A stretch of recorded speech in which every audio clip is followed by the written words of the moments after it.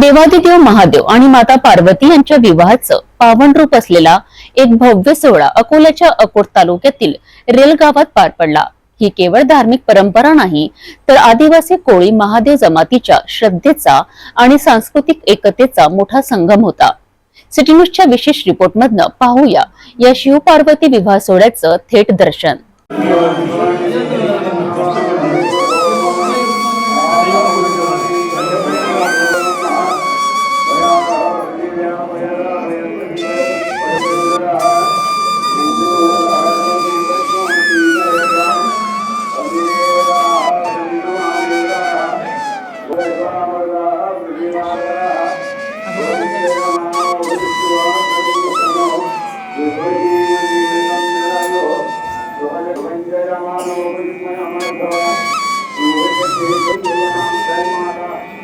अकोट तालुक्यातील रेल या छोट्या गावात पारंपरिक पद्धतीने महादेव आणि पार्वती मातेचा विवाह सोहळा मोठ्या थाटामाटात साजरा करण्यात आला। ही परंपरा आदिवासी कोळी महादेव जमात गेल्या अनेक पिढ्यांपासून जोपासत आहे। गावामध्ये वाजतरींचा गजर, पारंपरिक ढोल, झांज, डफडे आणि मंगलाष्टकांच्या स्वरात संपूर्ण वातावरण भक्तिमय आणि उत्साही झालं होतं।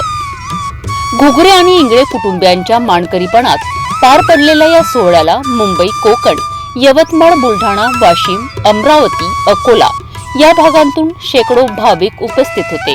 मी मुंबईहून आलेली आहे। या लग्नासाठी दरवर्षीप्रमाणे आम्ही या लग्नाला येतो। खूप छान प्रकारे सगळे विधी खूप छान प्रकारे केल्या जातात। हळद होते, देवकुंडी होते आणि नवरदेव सार होतो, अहेरा होतात, नवरीकडचे नवरदेवाकडचे दोन्ही लोक इथे संध्याकाळी 6 वाजता लग्न असते। खूप पाहुणे मंडळी येते, खूप सुंदर प्रकारे लग्नविधी केल्या जाते आणि दरवर्षीप्रमाणे आम्ही यावर्षी पण लग्नाला आलेला आहे। खूप सुंदर प्रकारे सगळं विधी पूर्ण होतात। खूप छान देवस्थान आहे। खरोखर सगळ्यांनी येऊन आवर्जून लग्नाला दरवर्षी यावे ही विनंती। हे लग्न अगदी खऱ्याखुऱ्या स्त्री पुरुषांच्या विवाहासारखं साजरं केलं जातं। जेव्हा निसर्ग, श्रद्धा आणि संस्कृती एकत्र येतात तेव्हा असे सोहळे जन्म घेतात।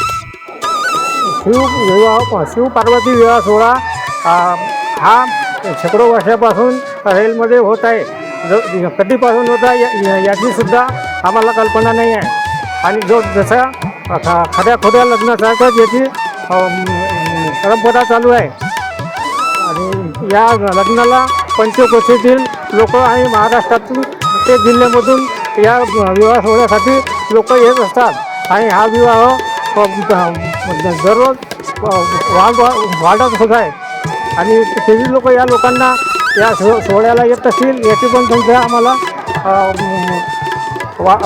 कल्पना येत नाही।